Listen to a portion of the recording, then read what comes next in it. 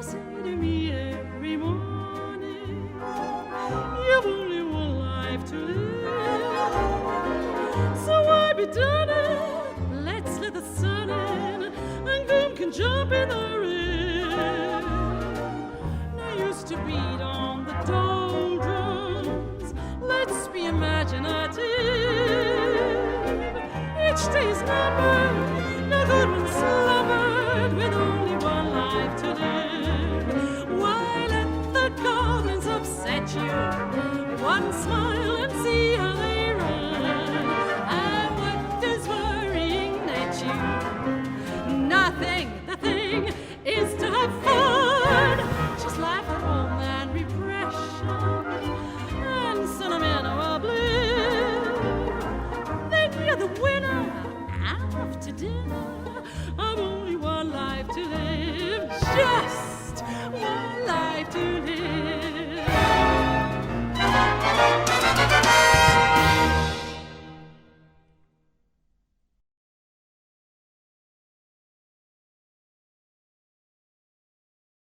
My name is Pompea Santoro, and I'm here to set up Matzek's Carmen.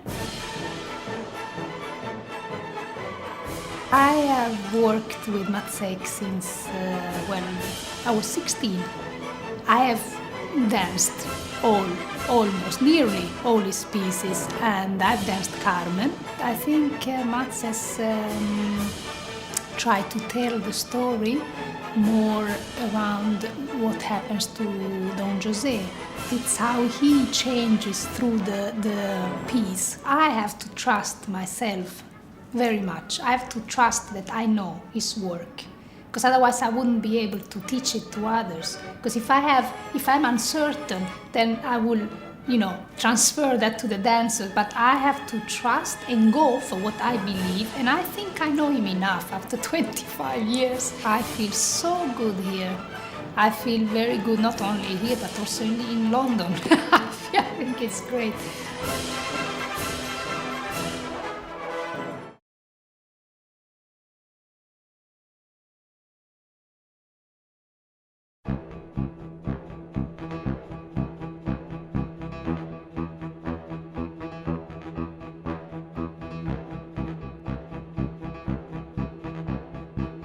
The title of the ballet is DGV, which sort of has a bit of a family tree, because you have to follow it back to the music, which is called MGV, and then back to the TGV, which is the fast train that runs from, I think it runs all over France actually, but it was the MGV, the Musique à grande vitesse, was written as an inaugural piece for the TGV.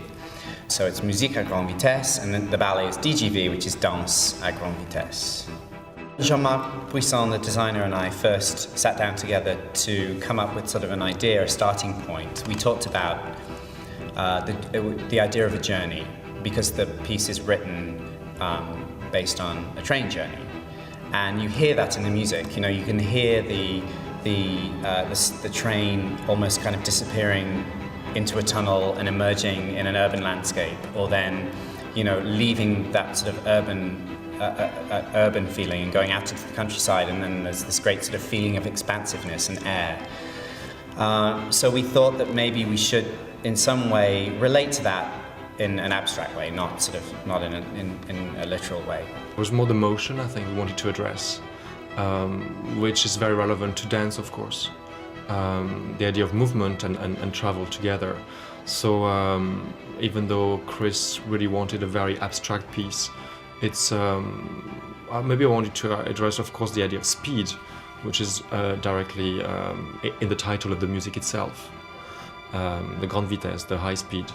So maybe like with the environment, it was to deal with something blurry or fragmented, as when you get high speed on an image, you just get like slither of it. So that was one of the ideas for the space itself. So we started with this idea of the two sides of a train journey, or the kind of romance of travel, the romance of taking a train, versus the technology, the industry, the materials. Because there's also something really quite sort of industrial about this music. It just happens on many levels.